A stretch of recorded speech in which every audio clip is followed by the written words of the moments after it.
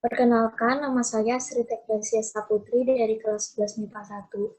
Kali ini saya akan memaparkan materi dari bab 3 mengenai kritis mengulas buku melalui resensi. Pertama-tama, kita terlebih dahulu harus mengetahui pengertian dari resensi itu sendiri. Berdasarkan Kamus Besar Bahasa Indonesia, resensi berarti pertimbangan atau pembicaraan tentang buku atau bisa disebut juga sebagai ulasan buku, di mana kata resensi ini diserap dari dua bahasa. Yang pertama bahasa Belanda yaitu resensi, dan yang kedua bahasa Latin yaitu recensio, yang artinya memeriksa kembali, menimbang ataupun menilai. Namun juga bisa diartikan sebagai penilaian terhadap karya orang lain dengan memberikan pertimbangan baik dan buruk karya tersebut secara objektif, yang pada dasarnya menjelaskan isi buku, baik kelebihan ataupun kekurangan dari buku tersebut. Maka berdasarkan paparan ini dapat kita simpulkan bahwa resensi merupakan cara menghargai tulisan atau karya orang lain dengan memberikan komentar secara objektif. Selanjutnya, kita akan mengamati isi daripada resensi itu sendiri, di mana isinya biasa membahas ataupun mengupas mengenai buku, film, dan drama, yang mana tidak bersifat subjektif. Pemaparannya sendiri bisa melalui dua media. Media yang pertama, melalui media online, yaitu melalui website penyedia resensi, media sosial, ataupun blog pribadi. Kemudian melalui media cetak, lewat surat kabar maupun majalah. Orang yang menulis resensi biasa disebut sebagai presensi, di mana orang yang melakukan presensi ini harus memiliki pengetahuan yang memadai, terutama terkait isi buku yang akan diresensikan. Maka dari itu, mereka atau orang yang meresensi ini harus membaca terlebih dahulu buku yang akan mereka bahas. Kemudian, tujuan dari adanya resensi itu sendiri ada 6. A. Menimbang agar buku memperoleh perhatian dari orang yang belum membaca buku. B. Memberikan penilaian dan penghargaan terhadap isi buku, sehingga penilaian itu diketahui khalayak. C. Melihat kesesuaian latar belakang pendidikan pengarang dengan bahan yang ditulis. D. Menghargai keunggulan penulisan sebuah buku. E. Mengungkapkan kelemahan atau penulisan dan sistem penulisan. Yang terakhir, memberikan pujian atau kritik terhadap bobot ilmiah atau nilai karya seseorang.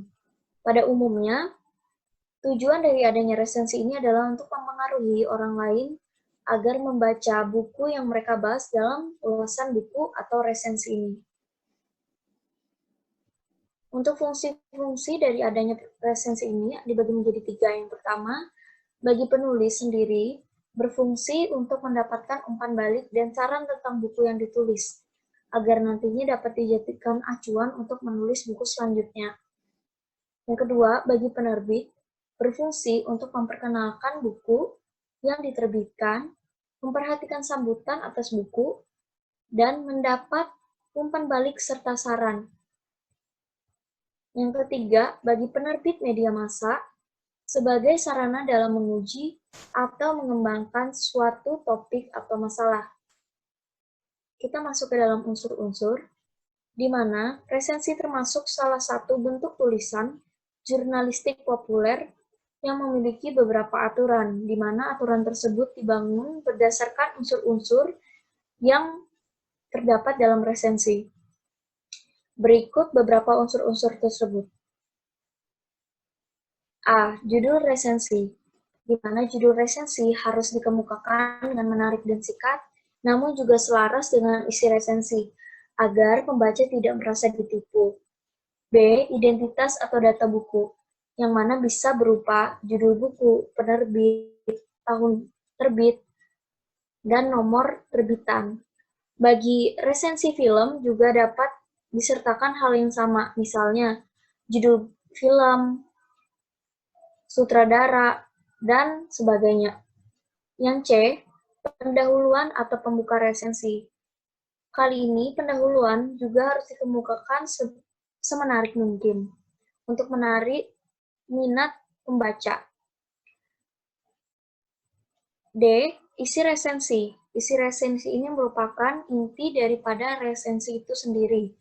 Bagian ini meliputi sinopsis atau isi buku secara ringkas, ulasan singkat buku dengan kutipan secukupnya, keunggulan buku, kelemahan buku, tinjauan bahasa, hingga kesalahan cetak.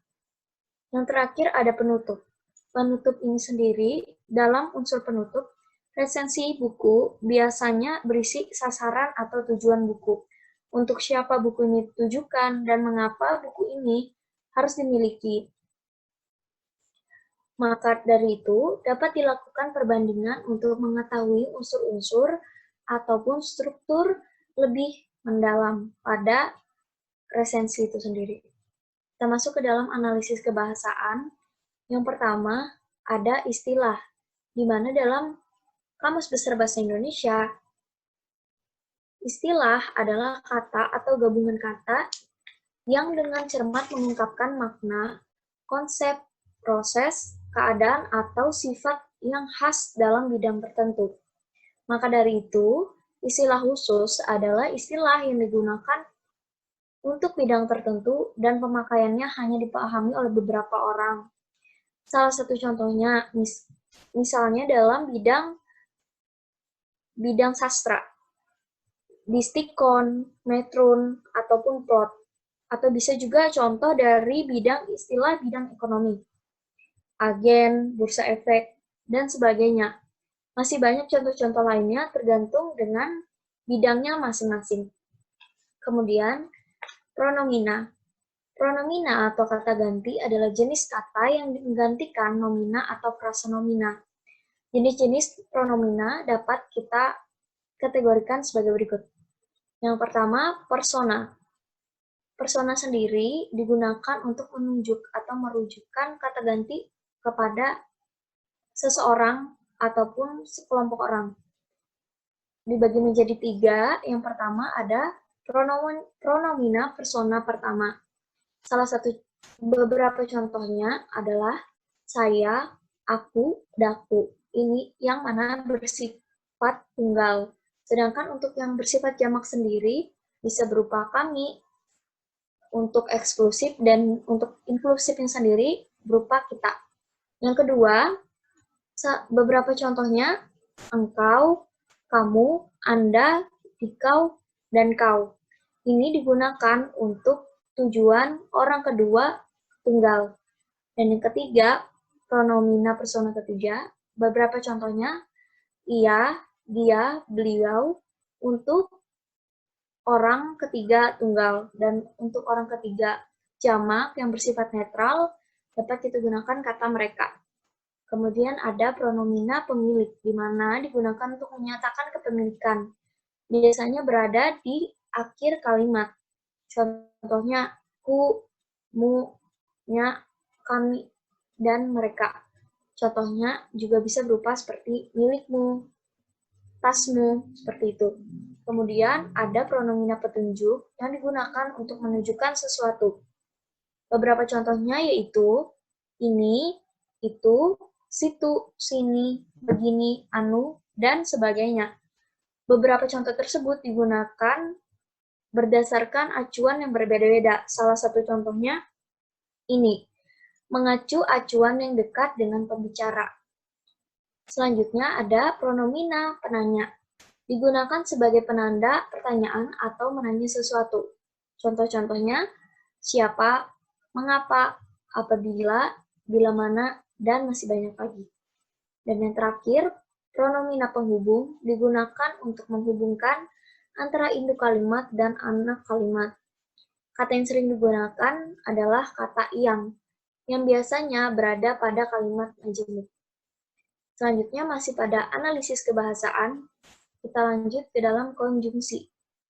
Yang mana kata konjungsi ini biasa digunakan untuk menghubungkan dua buah klausa, kalimat, atau paragraf.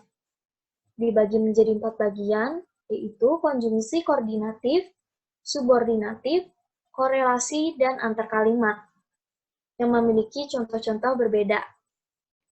Biasanya dalam koordinatif dapat berupa kata dan, atau, tetapi.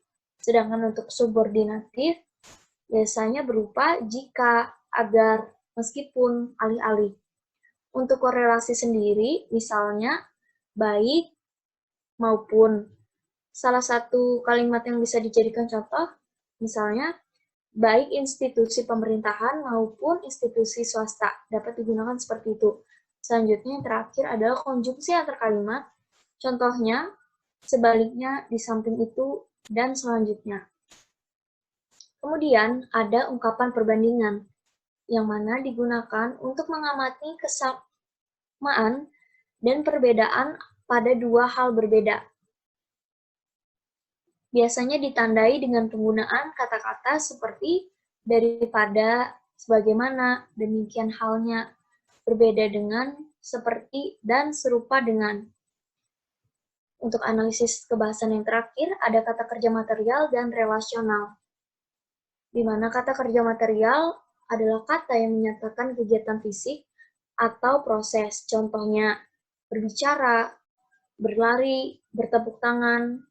Kemudian, kata kerja relasional merupakan kata yang berfungsi untuk predikat nominal atau kata-kata kopulatif dan membantu memperjelas predikat. Contoh yang pertama, untuk membentuk predikat nominal atau kata-kata kopulatif adalah ialah, yaitu, dan yakni. Sedangkan untuk membantu memperjelas predikat sendiri, contohnya dapat digunakan kata-kata seperti perlu, wajib, mungkin, boleh, harap, dan masih banyak lagi. Kita lanjut kepada konstruksi resensi buku, kumpulan cerpen, atau novel. Di mana dalam Kamus Besar Bahasa Indonesia, konstruksi adalah susunan dan hubungan kata dalam kalimat atau kelompok kata. Maka dapat kita simpulkan bahwa konstruksi resensi buku, kumpulan cerpen, atau novel adalah menyusun resensi dari sumber buku, kumpulan cerpen, atau novel.